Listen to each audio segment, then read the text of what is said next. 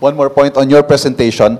Very obvious, very noticeable po na marami sa mga pangalan binanggit ninyo, DPWH officials, contractors, pero kakonte, if at all, yung mga nabanggit na legislators who are... Well, no, they're part of the list. We'll give you the complete list. I just didn't go through them because there are like 37 of them. So you'll get, as I said, you'll get a briefer, which will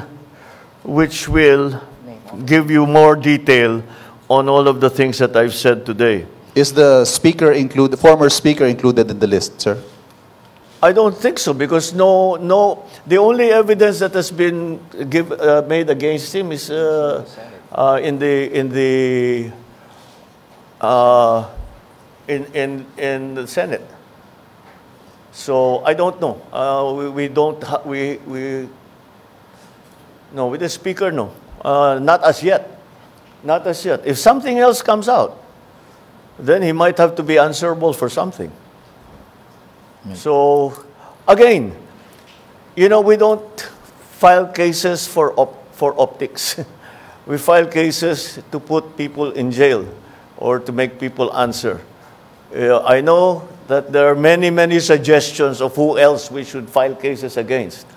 Well, we're fine with that. Provide us the evidence and we will file cases against them. Kaya sinabi ko, napakahalaga yung sumbong sa Pangulo. Dahil marami kaming nakukuhang impormasyon dyan. So, pagpatuloy ninyo yung inyong pagsumbong. At bigyan nyo kami ng lahat ng ebidensya na meron kayo para magamit natin, para kasuhan kahit sino. Walang immune dito walang exempted dito sa mga investigasyon na ito. All right?